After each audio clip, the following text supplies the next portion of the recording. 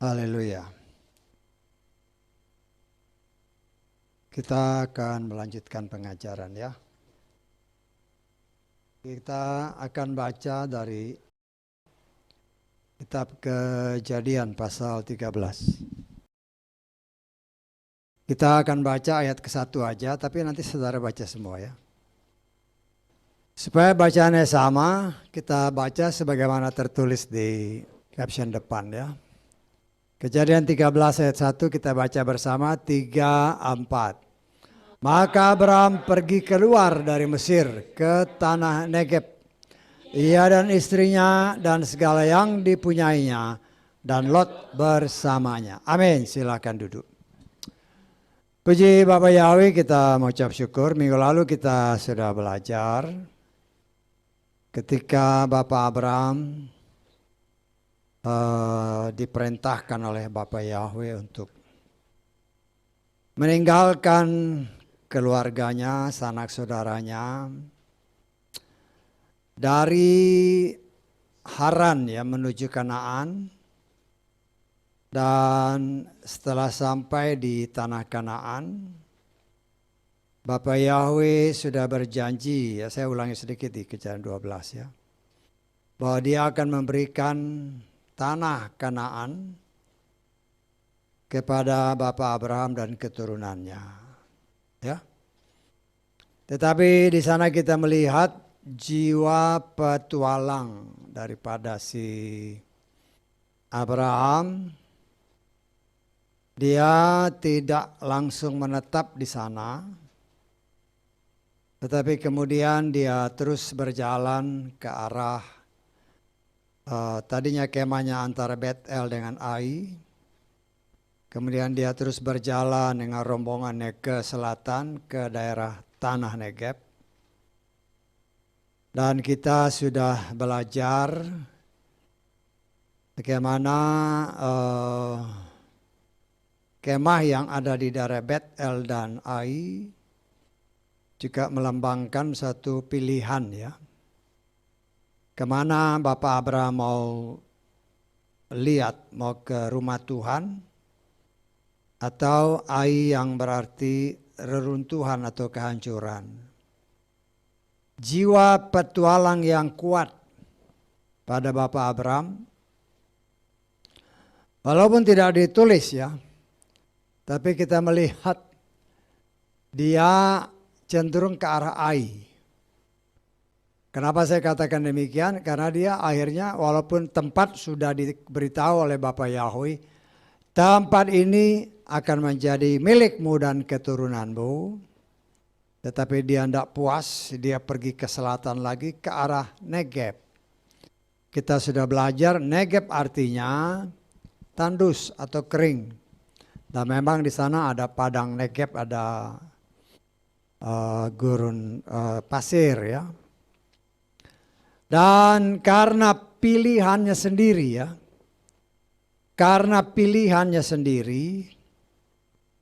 kita melihat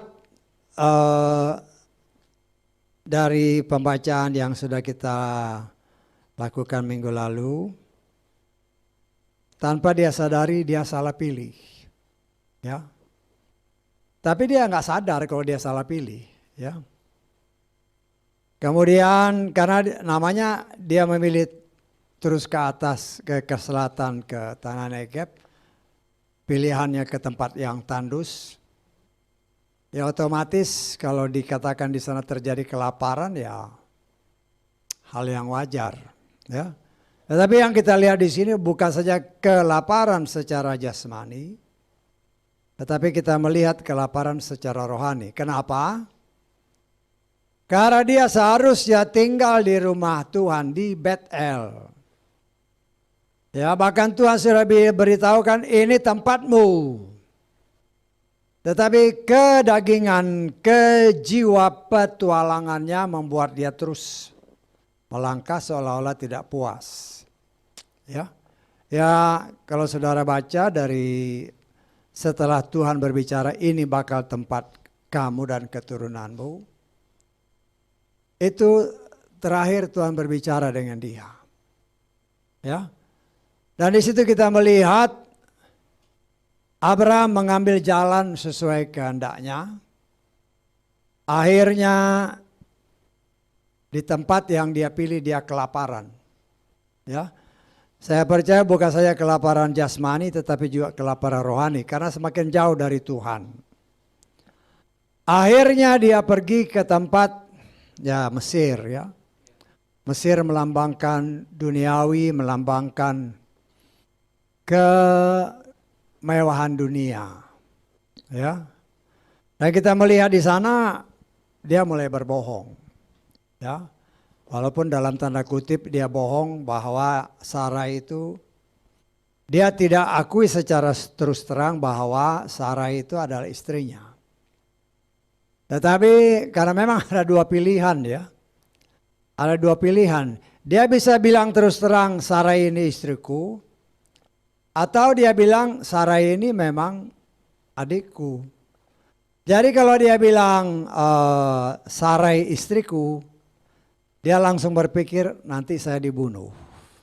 Artinya sebagai orang pilihan dia juga takut mati. Ya. Tetapi untuk selamat ya dia bilang ini adikku. Walaupun itu tidak salah. Karena Sarah memang benar adiknya. Walaupun dari lain ibu, ya satu bapak, lain ibu, ya. Nah, kita melihat di sini karena kesalahan memilih. Ya. Atau dia pergi menjauh dari hadirat Tuhan. Akhirnya membuat dia semakin semakin tidak baik, akhirnya jadi pembohong. Ya, pembohong kenapa? Karena takut mati. Ya. Nah itu Tuhan izinkan terjadi bagi orang pilihan ya. Semakin jauh dari Tuhan, semakin terlihat kedagingannya, semakin mencuat. Ya. Dan karena ya itulah, karena Tuhan sudah pilih, Tuhan sudah tetapkan bahwa ini adalah orang pilihan. Yang akan mengalir atau melalui dia akan turun kelak. Dari garis keturunannya akan lahir sang juru selamat. Tetapi Tuhan memperlihatkan kepada saudara dan saya sebagai suatu pengajaran. Kita juga umat pilihan Tuhan. Jangan kira kita lebih baik dari Bapak Abraham, belum tentu ya. Ya. Memang kenyataannya orang yang menyangkali Tuhan, artinya menjauh dari Tuhan, pasti akan menjadi semakin buruk, semakin jelek. Ya, semakin hancur hidupnya. Dan itulah yang terjadi pada Abraham. Akhirnya dia berbohong, yang fatalnya boleh dikatakan dalam tanda kutip, dia menjual istrinya. Tetapi kita melihat karena dia pilihan Tuhan.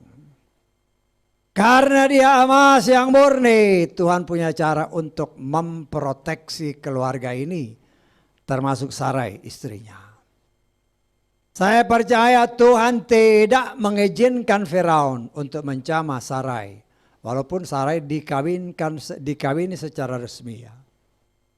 Tetapi Sarai ini adalah cikal bakal ya. Lahirnya keturunan sampai kepada Mesias.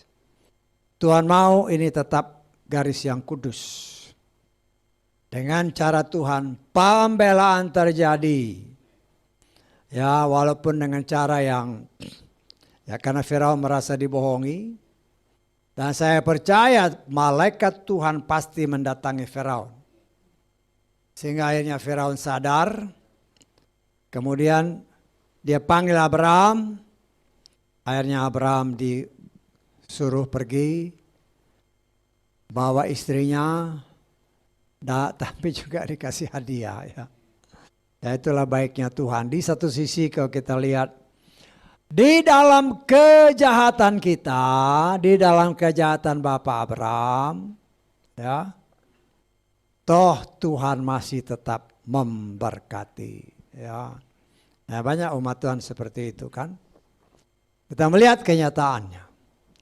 Banyak anak Tuhan yang meninggalkan rumah Tuhan yang benar, lebih memilih kehancuran. Ya. Walaupun mereka tidak sadar itu kehancuran. Akhirnya menjual, ya Sarai kan dijual itu sama Abraham dalam tanda kutip. Ya. Nah, kita melihat kan orang yang tadinya percaya kepada Bapa Yahweh, akhirnya mulai menyangkali nama Sang Juru Selamat. Itu kenyataan. Yang kita lihat, yang kita dengar. Ya. Tetapi kita melihat di sini karena teguran yang keras dari Bapa Yahweh. Walaupun tidak disebut, tapi saya percaya Firaun dipakai Tuhan juga untuk menegur Abraham dengan keras, membuat dia berbalik kembali, mencari Tuhan, berbalik kembali dari Mesir, dikatakan firman Tuhan tadi, pergi kembali ke tanah Negeb, ya.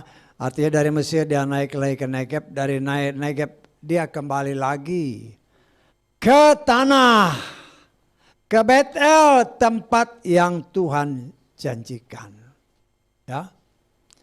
Artinya karena teguran yang sangat keras dari Tuhan, Abraham disadarkan bahwa dia telah meninggalkan Tuhan. Dan puji Bapa Yahweh, dia sadar, dia kembali dari mana dia pernah jatuh. Karena itu kita pernah belajar dari kitab Wahyu. Yesua atau firman Tuhan berkata dalam kitab Wahyu pasal kedua, kita lihat ya. Ayat keempat dan kelima. Wahyu pasal 2 ayat 4 dan 5. Namun aku mempunyai sesuatu terhadap engkau, bahwa engkau telah meninggalkan kasihmu yang pertama atau kasih yang mula-mula. Sebab itu ingatlah dari mana engkau telah jatuh dan bertobatlah. Dan lakukanlah perbuatan-perbuatan yang pertama. Dan jika tidak, aku datang kepadamu secepatnya dan akan memindahkan kaki pelitamu dari tempatnya, jika engkau tidak bertobat. Inilah yang terjadi ya. Apa yang dialami oleh Bapak Abraham dalam kitab Kejadian, itu diingatkan kembali oleh Yesua melalui hikmat yang diberikan kepada Yohanes, Rasul Yohanes yang sangat dikasihi, yang menegur jemaat pertama, jemaat mula-mula. Engkau telah meninggalkan kasihmu yang mula-mula. Dan kita sudah belajar. Firman Tuhan katakan bertobat dan kembali. Dari mana engkau jatuh kembali. Demikian sebenarnya meniru dari kitab Kejadian dari Bapak Abraham. Di mana engkau jatuh? Engkau lari dari tanah di mana Tuhan sudah tetapkan engkau. Ini tempatmu. Ini di mana engkau beribadah. Ya. Betel, tempat rumah Elohim. Bait Elohim di mana engkau harus beribadah. Kembali ke sana. Ya. Beribadah kembali seperti apa yang pernah engkau lakukan. Nah, kita melihat betapa luar biasanya campur tangan Tuhan. Dan ini pun banyak ya kita alami ya pada waktu-waktu sekarang. Ya. Banyak orang yang memang beribadah. Ya. Kita melihat dalam kenyataan sekarang kan beribadah. Tetapi mereka lebih cenderung menghadap kepada Ai bukan ke Betel. Karena ini kan dia berkemah antara Betel dengan Ai. Kita sudah dijelaskan Betel itu rumah Elohim. Ai itu adalah kehancuran. Kita memilih. Ya. Tetapi kita melihat semakin mendekat kedatangan Tuhan. Orang-orang yang tadinya beribadah di tempat-tempat yang menurut mereka waktu itu baik, ya, mulai dimunculkan. Mereka mulai disadarkan ada sesuatu yang salah. di tempat yang selama ini saya beribadah. Ya, dengan cara Tuhan. Ya. Mulai timbul. Karena apa? Karena seperti yang pernah diceritakan atau disingkapkan. Pada zaman akhir zaman kita ini. Ya. Di mana Raja Wali dilambangkan sebagai Raja Wali yang sedang terbang. Sedang mencari di mana anak-anaknya, anak-anak Raja Wali. Ya. Dia terus mencari untuk menggenapkan bilangan umat pilihan yang sudah Tuhan tetapkan untuk menjadi pewaris kerajaan sorga. Yaitu bersama dengan kita yang sudah mengenal Dia dan terus dibawa dalam pengenalan seutuhnya yang benar.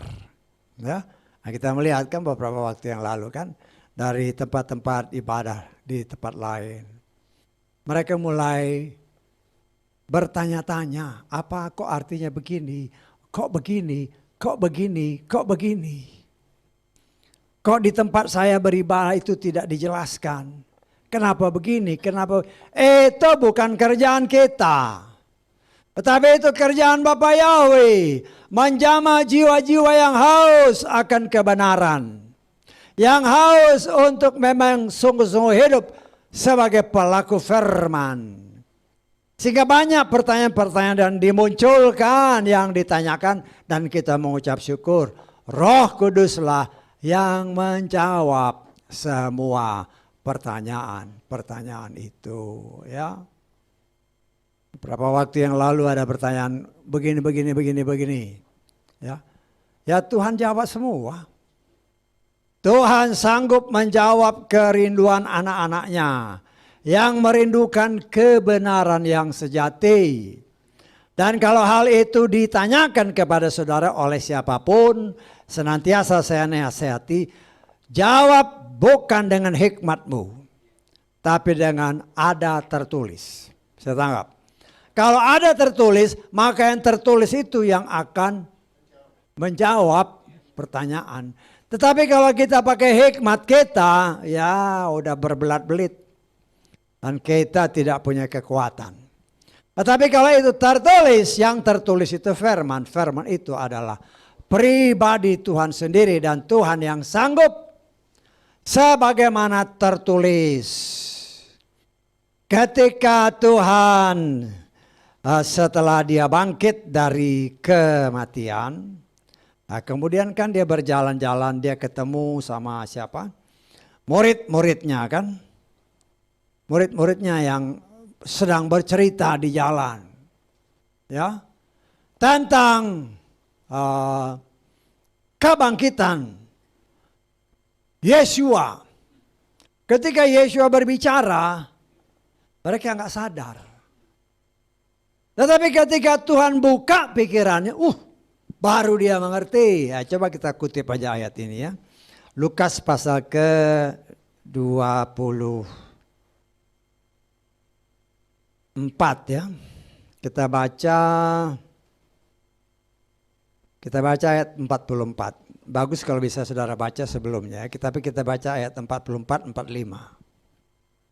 Dan dia atau Yesua berkata kepada mereka, inilah firman yang telah aku katakan kepadamu ketika aku masih ada bersamamu, bahwa seharusnya lah digenapi semua yang telah tertulis di dalam Torah Moshe dan para nabi dan Mazmur mengenai aku. Perhatikan anak ini.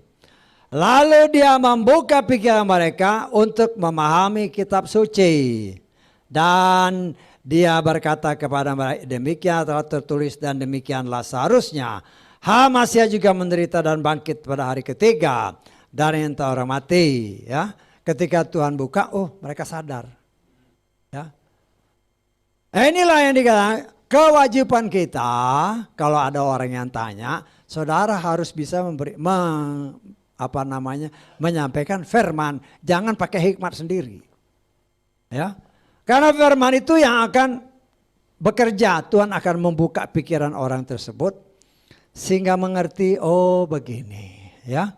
Nah, disinilah kita melihat dan kita percaya itulah yang Tuhan kehendaki supaya umat Tuhan yang ada di luar sana, ya, yang mungkin beribadah ya, yang bagus ibadah-ibadah. Tapi apakah mereka mengerti siapa yang dia sembah? Apakah mereka mengerti apa yang mereka lakukan? Atau hanya ikut-ikutan? Lah ini yang harus diselesaikan. Dan saya percaya Roh Bapa yang sedang bekerja, Raja Wali sedang terbang mencari jiwa-jiwa yang adalah pilihannya. Saudara dan saya sedang pula dipersiapkan oleh Tuhan untuk berani menjelaskan firman Tuhan sebagaimana tertulis. Ya. Puji Bapa Yahweh, kita melihat di sini mereka kembali. Satu hal yang harus kita lihat. Kalau Tuhan berfirman, ya, itu harus terjadi. Walaupun pada awalnya banyak orang, ya setelah dikasih tahu, ya biasalah, masih kadang-kadang belum percaya, masih ngotot. Sama seperti Abraham ini. Bukankah Tuhan berfirman dalam ayat bab sebelumnya yang kita baca. Tuhan bilang kepada Bapa, engkau keluar dari sanak saudaramu, keluar dari kerabatmu, tinggalkan mereka. Ya, pisahkan dirimu. Ya, Tuhan punya cara. Setelah mereka kembali ke tanah yang dijanjikan Tuhan, ya, kita melihat kedua orang ini, baik itu Abraham maupun keponakannya si Lot ini, ya sama-sama kan, tapi sama-sama sudah menjadi sangat kaya, ya, sangat kaya. Sehingga tanah yang begitu luas menurut firman Tuhan ini sudah tidak cukup untuk kawanan lembu, kawanan domba dan binatang-binatang yang Tuhan percayakan kepada mereka, ya. Sehingga seringkali terjadi menurut firman ini terjadi pertengkaran di antara para gembala. Ya. Sehingga ini kan mereka tidak sadar, inilah cara Tuhan untuk melakukan apa yang sudah dia firmankan.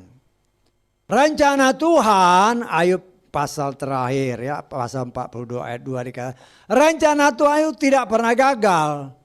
Walaupun Abraham diperintahkan seperti itu, tetapi di dalam kenyataannya dia masih, walaupun mungkin dia tidak sadar, dia bawa si Lot keponakannya. Ya walaupun secara akal pikiran manusia kan wajar. Lot ini kan bapaknya sudah mati. Bapaknya ini kan saudara kandung daripada si Abraham. Wajarlah kalau saya bawa, ya. Tetapi di hadapan Tuhan, apa yang dia perintahkan itu harus dilakukan.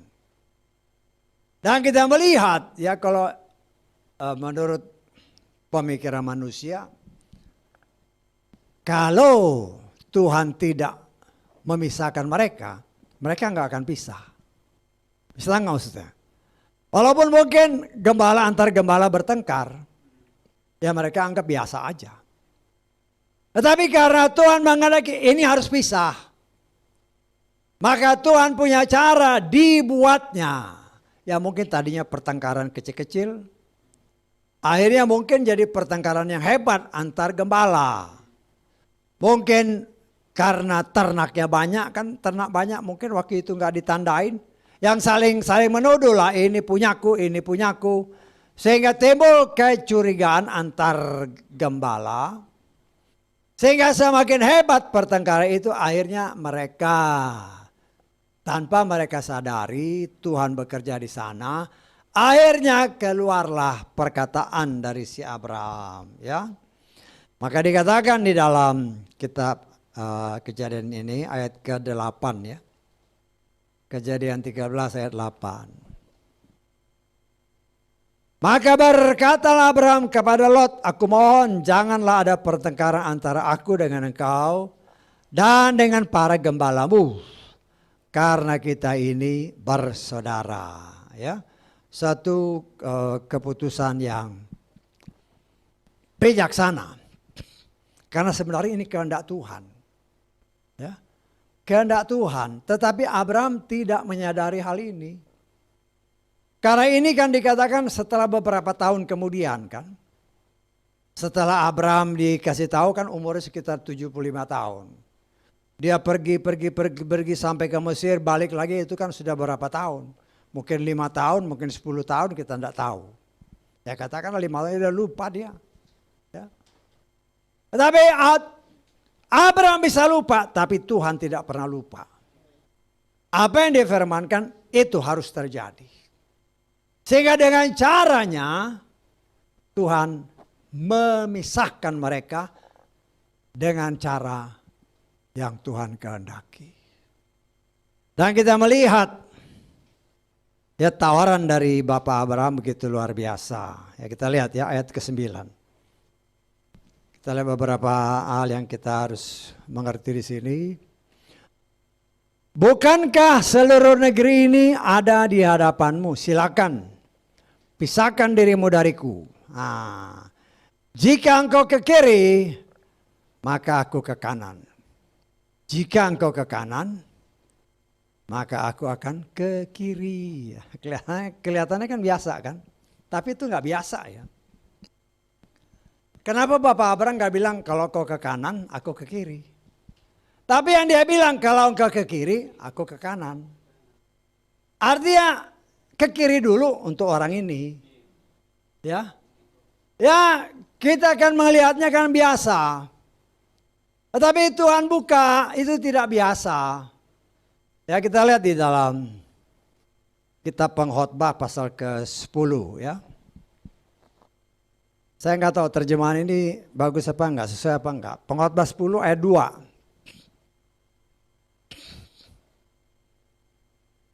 Hati orang bijak di tangan kanannya, sedangkan hati orang bodoh di tangan kirinya. Saya tanggap. Kiri itu melambangkan orang bodoh. Kanan itu melambangkan orang bijak. Tanpa disadari, saya percaya Abraham mengeluarkan kata-kata ini dengan hikmat Tuhan. Dia tawarkan kepada Lot, kalau engkau ke kiri, dia nggak bilang kau ke kanan dulu. Kalau engkau ke kiri, aku ke kanan. Kalau engkau ke kanan, aku ke kiri. Jadi satu tawaran yang luar biasa. Tetapi di sini kita melihat kiri berarti kebodohan. Kanan berarti hikmat. Dan berdasarkan kalau saudara lihat di peta, yang dipilih oleh si siapa? Si Lot ini, coba kita baca ayat 10 ya. 10 dan 11. Kejadian 13 ayat 10-11. Lot mengangkat matanya dan melihat ke seluruh lembah Yordan. Bahwa daerah itu seluruhnya terairi sebelum pembinasan Yahweh terhadap Sodom dan Gomora. Seperti taman Yahweh, seperti tanah Mesir jika engkau memasuki Soar. Maka Lot memilih baginya seluruh lembah Yordan itu dan Lot menempuh yang sebelah timur. Dan mereka berpisah seorang dari yang lain. Kalau saudara lihat peta Kanaan situ. Ya. Betel, Ai, dari Betel semakin ke timur itu ke Ai. Semakin ke timur lagi, lembah Yordan. Saya tanggap. Ya. Nah, kita sudah belajar sedikit demi sedikit dari awal pemberitaan umat pilihan. Semakin ke timur manusia, semakin menjauh dari Tuhan. Dan itulah yang tanpa disadari oleh banyak umat Tuhan. Ya. Mereka memilih menjauh dari Tuhan. Kenapa? Karena tawaran dunia yang sangat indah. Ya, karena dilihat kan ketika mata Lot mengangkat mata dan lihat. Ya. Mata melihat, mata memandang tawaran dunia begitu mulus dan mengenakkan. Begitu menyenangkan, begitu menjanjikan. Inilah yang dikatakan firman Tuhan yang berkali-kali dinyatakan dari tempat ini sebagaimana kitab Amsal. Jalan yang disangka lurus, tetapi ujungnya kepada maut. Ya. Kelihatannya indah, kelihatannya baik, tetapi ya seperti yang seringkali kita dengarkan, banyak orang memilih kalau di tempat ibadah milih yang firmannya enak-enak. Yang mengenakan telinga sehingga saya nggak sakit hati. Yang dosanya tidak pernah ditegur supaya saya senang. Supaya sejuk hatinya. Ya. Padahal Tuhan berbicara tidak ada seorang pun yang benar. Semua berdosa. Semua kotor dan kotoran itu harus dibersihkan. Kotoran itu hanya bisa dibersihkan dengan firman yang murni. Karena Yesus berkata, perkataanmu perkataan dari Tuhan, itulah yang membersihkan kita. Kita lihat dalam Yohanes 15 ayat 3 ya. Yohanes pasal 15 ayat 3.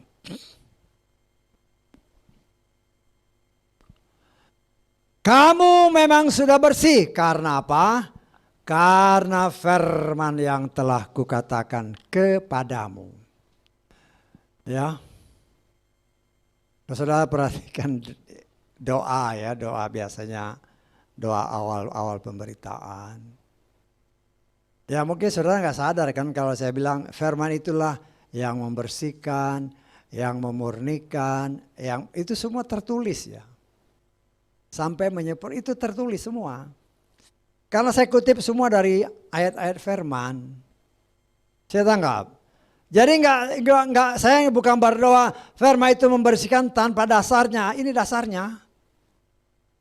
Memurnikan juga semua ada itu tertulis. Lah firman itu membersihkan hati kita yang kotor. Karena masukan-masukan dari apa yang kita pandang itu yang indah-indah tadi itu. Gereja pada akhir zaman itu, ya karena apa yang mereka hanya mau melihat yang indah-indah. Mereka tidak mau ditegur. Ya. Sehingga akibatnya mereka nggak bisa bersih-bersih. Ya, mereka lebih senang tinggal di dalam kubangan. Ya, tetapi saya sangat percaya pada akhir zaman karena ada tertulis. Bilangan umat pilihan di luar Israel itu harus digenapkan. Dan masih banyak orang di luar Israel yang masih tinggal dalam kubangan-kubangan. Di tempat-tempat yang hanya diberitakan yang enak-enak. Yang tidak menyinggung perasaan.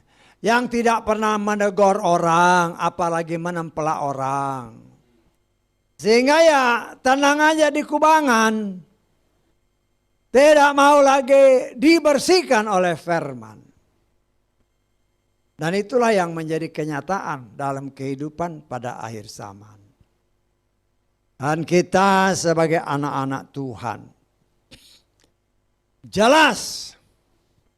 Ya. Lot memilih apa yang menurut dia baik. Tetapi di situ kita melihat. Lot juga menggambarkan orang yang kurang sopan. Ya. Kurang sopan. Kenapa? Ketika Bapak Abraham menawarkan, pilih, silakan pilih. Kalau dia tahu, dia itu kan keponakan statusnya. Kalau dia menghormati Bapak Abraham, yang boleh dikatakan sebagai orang tuanya. Hormatilah orang tuamu supaya panjang umur. Itu kan firman Tuhan dalam Torah nanti yang diturunkan Tuhan pada saat zaman Moshe. Tetapi Lot, ketika Bapak Abraham menawarkan itu, dia langsung merasa mendapatkan kesempatan untuk memilih lebih dahulu.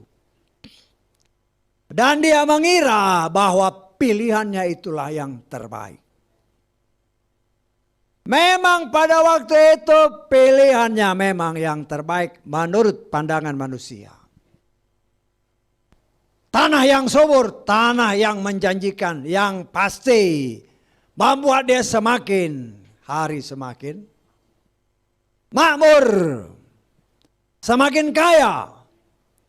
Walaupun nanti akhirnya kekayaan itu kan musnah semua. Itulah yang dikatakan firman Tuhan. Jalannya lurus. Tapi di ujungnya maut. Lot tidak mengetahui hal itu. Karena dia kurang ajar. Ya maaf kata kalau saya bilang dia kurang ajar. Dia tidak menghormati Bapak Abraham. Ya. Seharusnya kalau dia menghormati Bapak yang sebenarnya kan kalau bahasa kita ini, kalau orang Jawa sana apa Pak D ya. Jadi artinya Bapak gede kan. Itu kan Abraham itu Pak D-nya itu. Kalau bahasa kerennya sekarang Om lah. Omnya si Lot. Harus dia dihormati, harus dia ngomong. Ya Bapak dulu lah yang milih, nanti saya sisanya. Tetapi itulah gambaran manusia juga pada akhir zaman. Ada kesempatan, why not? Ya, saya diberi kesempatan dulu ya.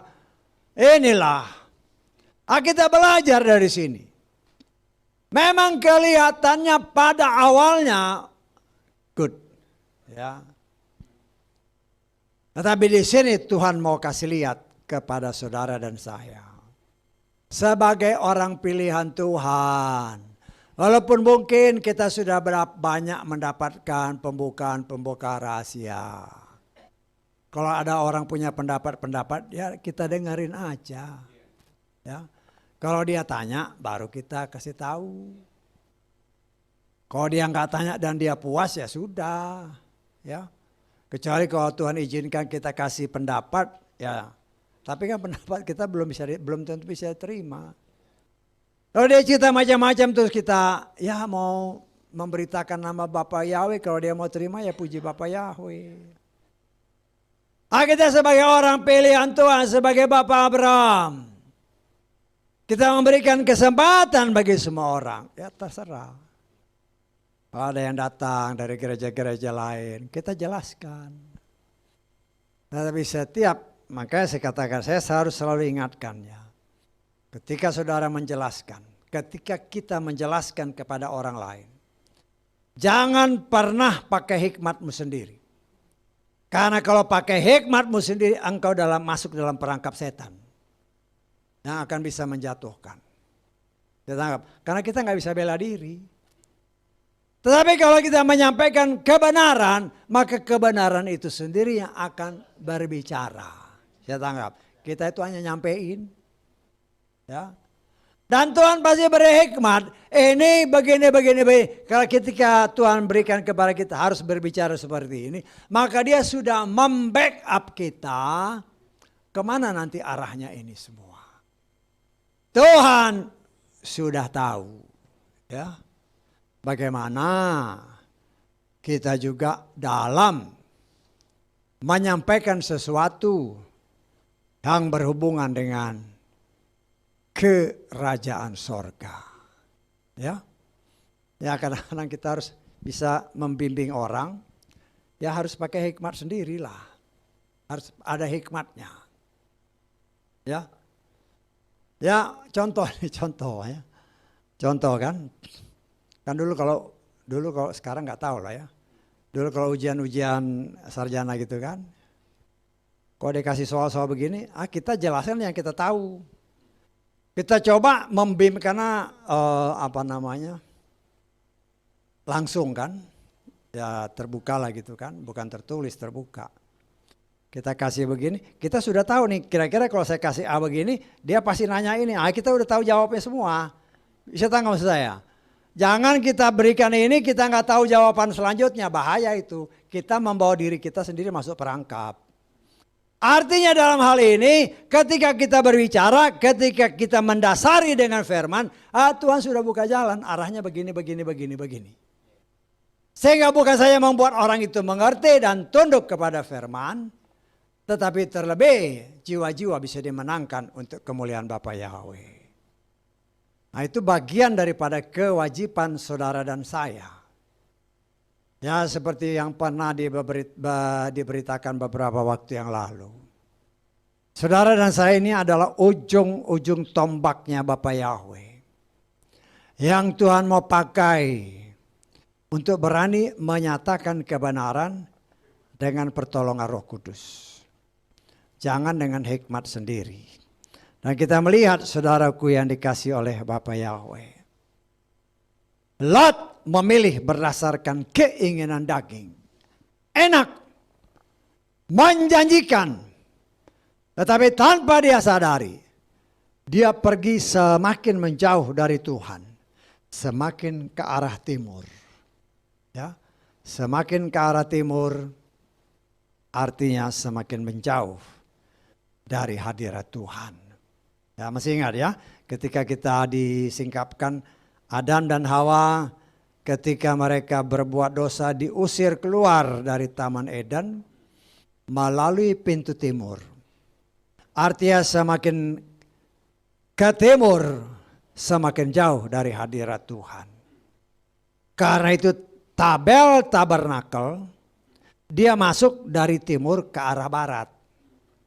Semakin ke barat semakin mendekati ruang Maha Kudus, ya. Nah, saudaraku yang dikasih oleh Bapa Yahweh, ya. Kita melihat di sini luar biasa pekerjaan Tuhan. Setelah tanpa disadari oleh Bapak Abraham, Lot memisahkan diri. Kan Abraham nggak sadar itu rencana Tuhan, atau dia mungkin udah lupa itu memang perintah Tuhan. Setelah Lot berpisah, kita lihat ayat 14. Dan Yahweh berfirman kepada Abraham setelah Lot berpisah darinya. Nah, tadi kan saya katakan kan, ketika Bapak Abraham meninggalkan Betel sampai ke tanah Mesir, kan dari Betel dia turun ke Negeb, dari Negeb dia ke Mesir, itu Tuhan gak bicara. Artinya Tuhan berikan kebebasan kepada orang pilihannya, silakan. Abraham juga gak nanya sama Tuhan. Saya tanggap. Tetapi setelah Bapak Abraham sadar dan dia kembali ke tanah yang dijanjikan Tuhan, kemudian dengan cara Tuhan tanpa Abraham menyadarinya bahwa Lot, saya percaya Tuhan yang memisahkannya untuk supaya apa yang difirmankannya terjadi dalam kitab Kejadian 12 ayat pertama dan seterusnya. Ya, barulah di situ Tuhan ngomong lagi sama Bapak Abraham. Saya tangkap. Kan di sini bilang, Yahweh berfirman. Kita nggak tahu berapa lama, saya tafsirkan sekitar mungkin 5 tahun ya. Sekitar 5 tahun mungkin ya, kita kan bisa menafsirkan kira-kira. Ya. Dari Bapak Abraham sampai di tanah Kanaan, dia turun ke dari Sikem ke Betel, dari Betel ke Negeb, dari Negeb ke tanah Mesir, terus balik lagi. Itu sekitar 5 tahun mungkin, ya kita bisa tafsir kira-kira lah. 5 tahun bahkan mungkin lebih. Ya. Kenapa? Karena kan dia ternaknya makin banyak, makin banyak, makin banyak. Berarti waktunya juga cukup lama. Saudara bisa bayangkan sekian tahun Tuhan gak bicara sama dia. Bagaimana kalau itu terjadi dalam hidup kita? Ya, tapi siapa yang salah? Ya, bukan salah Tuhan. Ya, bukan salah Tuhan. Tetapi ketika Bapak Abraham kembali ke rumah Bapak Yahweh, ke Betel, kemudian orang yang harus ditinggalkannya itu dipisahkan Tuhan dengan caranya. Baru dia mendengar kembali suara Bapak Yahweh. Saya percaya kalau itu saya ya, saya pasti sukacita. Dengar suara Bapa. Saya pasti sukacita. Dan saya percaya saudara juga pasti sukacita. Kalau biasanya dengar suara Tuhan, terus kemudian seolah-olah sekian tahun Tuhan berdiam diri. Kenapa dia berdiam diri? Karena saya percaya itu karena dosa. Kenapa dosa? Karena Abraham menjauh dari Tuhan. Yang memisahkan kita ada tertulis Yesaya 59 ayat 1-2 adalah dosa. Karena dosa makanya Tuhan tidak berbicara dengan Abraham. Ya, kita tidak tahu kalau saya start sekitar 5 tahun ya bisa aja. Alangkah sedihnya. Karena biasanya mendengar suara Tuhan.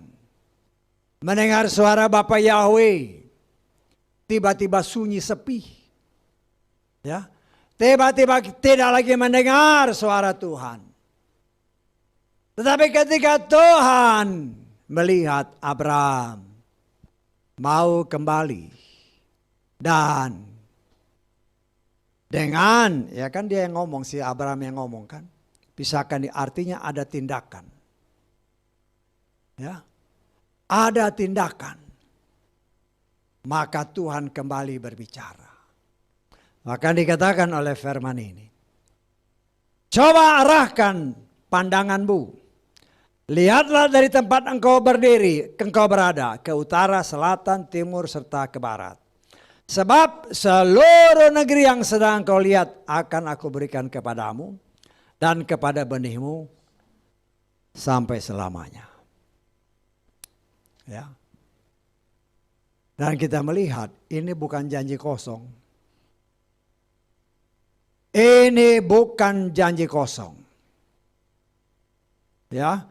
Walaupun bangsa ini dikatakan oleh firman Tuhan bangsa yang tegar tengkuk. Bangsa yang keras kepala. Bangsa yang tidak mau menuruti firman Tuhan. Karena itu berkali-kali bangsa ini dihajar oleh Tuhan. Karena Tuhan sangat mengasihi bangsa ini. Ya.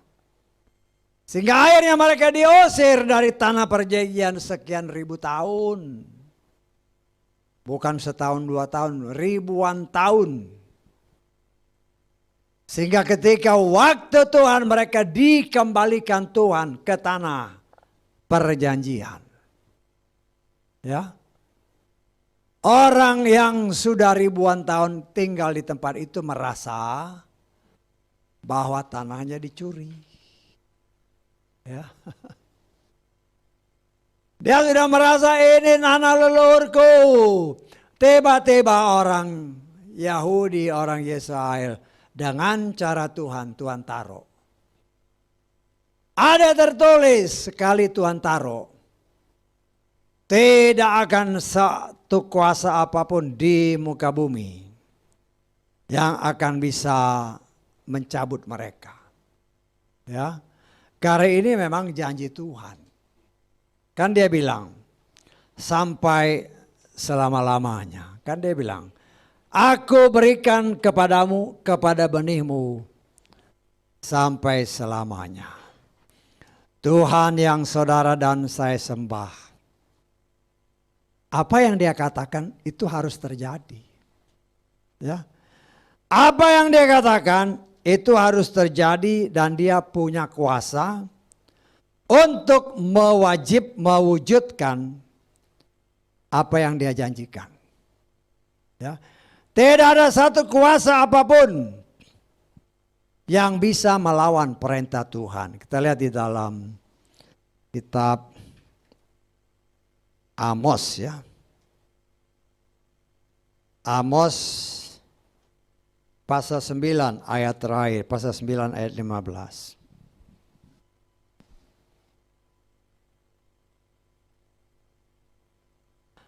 Aku akan menanam mereka di negeri mereka, dan mereka tidak akan pernah dicabut lagi dari negeri mereka yang telah kuberikan kepada mereka.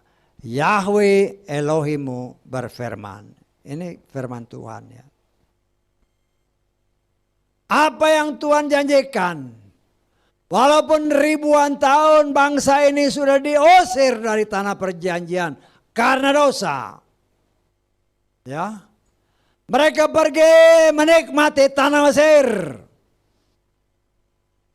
bergelimang dosa karena meninggalkan Bet-El. Tetapi Tuhan tidak pernah lupa kepada janjinya. Sehingga ketika genap waktunya, Tuhan kembalikan mereka ke tanah perjanjiannya. Dan dia punya kuasa untuk melakukan.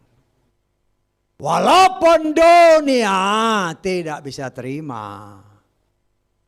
Tapi Tuhan mana peduli, ini sudah aku berikan, tidak bisa diganggu gugat.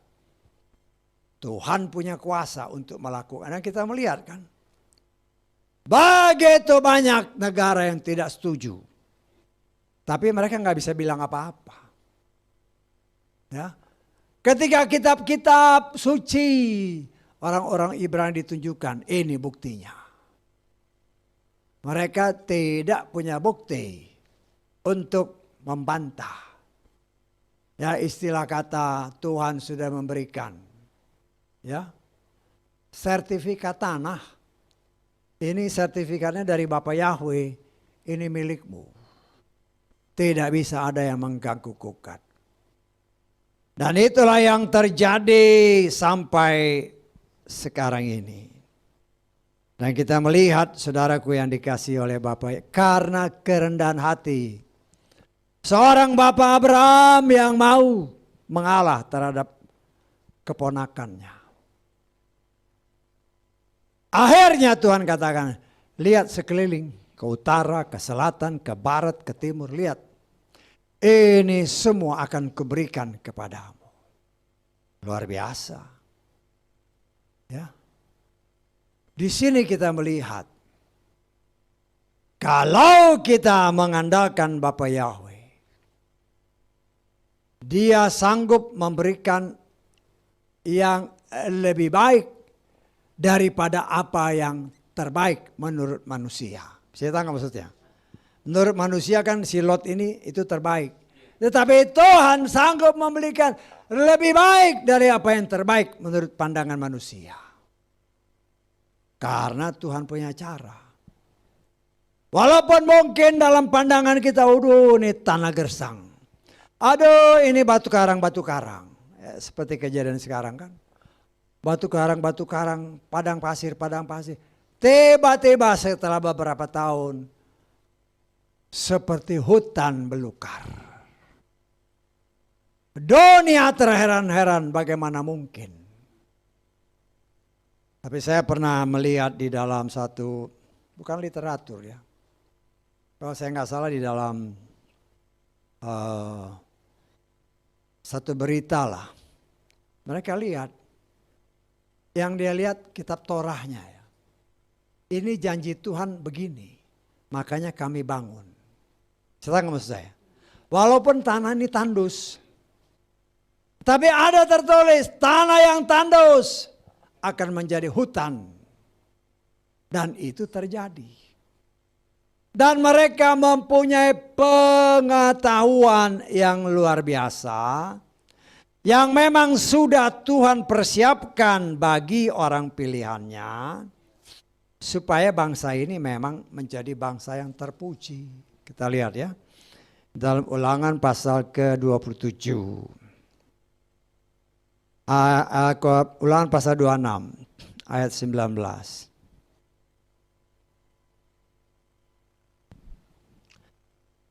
Dan dia akan mengangkat engkau di atas segala bangsa yang telah dia janjikan. Ya, untuk kepujian, untuk kehormatan, untuk kemuliaan. Sehingga engkau menjadi umat yang kudus bagi Yahweh Elohimmu. Semua diberikan. Ya. Kalau mungkin saudara pernah baca dari sekian banyak Nobel Prize yang diberikan. Ya, kepada orang-orang yang dianggap sangat berjasa. Boleh dikatakan 50% bahkan lebih yang mendapatkan Nobel Prize itu, hadiah Nobel itu, adalah orang yang mempunyai DNA Bapak Abraham. Ya, nah, ini Tuhan menepati janjinya sendiri. Ya, kan Tuhan katakan dalam minggu lalu, engkau akan menjadi berkat. Dan untuk menjadi berkat, maka Tuhan harus memberkati bangsa ini. Dan kita melihat banyak negara yang tadinya kering kerontang. Banyak negara-negara Afrika kan kering kerontang. Tapi sekarang menjadi penghasil tanaman-tanaman yang luar biasa. Agraria yang berhasil. Nah, kalau kita lihat di Asia sinilah, seperti Thailand ya. Setelah saya baca-baca, kenapa Thailand itu kan pertaniannya maju kan? Ini pepaya Bangkok, ini Bangkok segala macam. Kalau saudara baca ceritanya di kisah-kisah orang Israel, ya. Tapi itu menggenapkan firman, kebun-kebunmu akan diurus oleh orang-orang asing. Ternyata orang asing ini banyak orang Muang Thai. Orang Thailand. Orang Thailand dapat pengetahuan kan. Dia bawa pulang ke negerinya. Dia ikuti apa yang terjadi. Ya. Nah, kalau saya lihat juga kadang-kadang saya pengen tahu kan mau nanam cabai segala macam kan. Ya di Indonesia orang juga mulai tiru-tiru. Pakai yang istilahnya irigasi tetes itu kan. Air yang netes cetek. Mulai ditiru. Cuma kan masih malu-malu kan. Karena ada beberapa orang yang mungkin tidak begitu senang dengan bangsa ini. Tetapi kita tidak heran. Yang namanya orang pilihan dibenci oleh dunia. Tetapi kita mengucap syukur orang pilihan Tuhan senantiasa ada di dalam perlindungan Tuhan. Karena kerendahan hati akhirnya Bapak Abraham diberikan yang jauh lebih baik dari apa yang dipilih oleh Lot. Karena nanti kan ketika kita masuk ke dalam bab-bab berikutnya, memang Lot jadi kaya raya. Tapi semua itu kan nanti habis. Karena dia tinggal di Sodom dan Gomora kan. Hancur semua, musnah semua. Itulah cara Tuhan. Tanpa disadari oleh Bapak Abraham. Abraham kan gak tahu kalau nanti Sodom dan Gomora akan dimusnahkan oleh Tuhan. Tetapi Tuhan punya cara supaya Lot yang pilih Sodom dan Gomora. Bukan Bapak Abraham. Ya. Tawarin mau ini, silakan pilih. Artinya saudaraku dalam kehidupan kita belajar untuk menyerahkan semua rencana kita ke dalam tangan Tuhan. Karena firman Tuhan kan berbicara. Rancanganku bukan rancanganmu. Rencana kita bukan rencana Tuhan. Karena itu ya kita bawa dalam doa Tuhan. Ini rencanaku. Tapi jadilah rencanamu. Saya tangkap. Ya kita kan punya planning boleh kan. Nah nanti bosnya bagaimana? Oke, Kalau dia oke jadi. Kalau dia bilang enggak, ya ikuti, jangan keras kepala. Artinya dalam kehidupan rohani kita pun seperti itu. Kita mau maju. Supaya kita benar-benar kudus. Supaya kita benar-benar berkenan kepada Bapa Yahweh. Nah, cuman kan banyak hal yang tidak benar dalam hidup kita. Lah itu biarkan Tuhan membenarkannya. Tetapi ketika Tuhan membenarkan, membersihkan kata Yohanes tadi, kadang-kadang apalagi, ya, katakan lalu ruangan ini, ada kotoran, ya kalau kotoran masih kertas-kertas ya biasa. Tapi kalau kertas-kertas udah ketempel sama lem, ya udah repot. Apalagi ada ter-ter, ya harus dikerok. Betul enggak? Hati kita kadang-kadang seperti itu. Karena sudah tertanam begitu lama benih yang bukan dari Tuhan. Ketika kita mohon kepada Dia untuk dibersihkan, nah jangan melawan kita ketika dia membersihkan kita.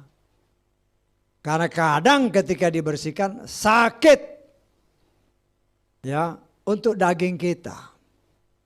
Tetapi kalau kita mau selamat, Tuhan beri aku kekuatan. Sehingga ketika Engkau membersihkan, aku bisa tahan dan tetap berdiri. Karena banyak orang nggak bisa seperti itu. Ketika ditegur, telinganya langsung merah. Dan langsung mengambil tindakan. Harusnya kan kalau kita ditegur, kita cek, benar gak sih? Bisa tangkap saya? Benar gak sih? Lebih baik atas firman Tuhan, lebih baik teguran yang nyata-nyata daripada kasih yang tersembunyi. Ini bukan lagi zamannya, ya, untuk lembek-lembekan.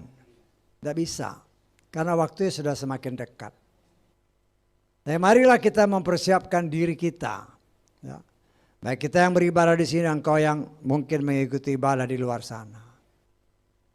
Kalau kita mau selamat, Tuhan tidak mau ada setitik noda sekalipun dalam hati dan hidup kita. Karena itu biarkanlah Dia membersihkannya. Biarkan Dia membersihkan. Karena ketika Dia membersihkan, memang daging kita sakit. Tetapi kalau kita mau selamat, Tuhan yang ngomong aja, Tuhan beri aku kekuatan. Sehingga jangan sampai ketika aku dibersihkan, aku sakit, aku lari. Setangkap saya? Kan banyak kan orang seperti itu. Sakit terus lari. Jangan kira lari itu semakin lebih baik. Kan berkali-kali dikatakan dari tempat ini. Ya. Dia itu memang memukul, dia itu menyakiti. Tapi dia juga yang membalut, ngobatin. Lu kalau kau lari, ya cepat atau lambat engkau pasti binasa. Karena engkau tidak mau dikoreksi. Kita, ya semua kita ya. Kita khususnya ada di dalam gedung ini. Mereka yang di luar ya dengar-dengar ya.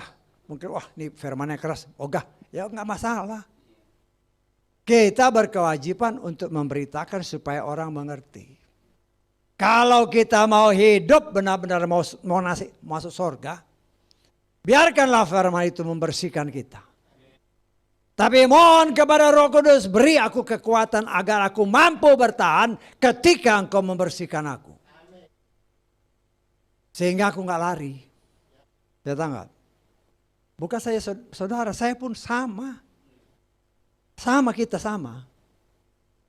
Tapi saya percaya Roh yang ada di dalam kita, yang diberikan Bapa Yahweh kepada setiap kita, memberikan kita kemampuan bukan saja mengerti firman, tetapi juga mempraktekannya dan membiarkan firman itu membersihkan hidup kita.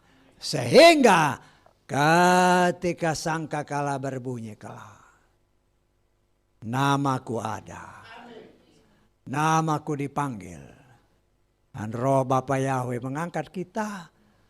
Karena nggak ada lagi beban, tarikan dunia udah nggak ada lagi.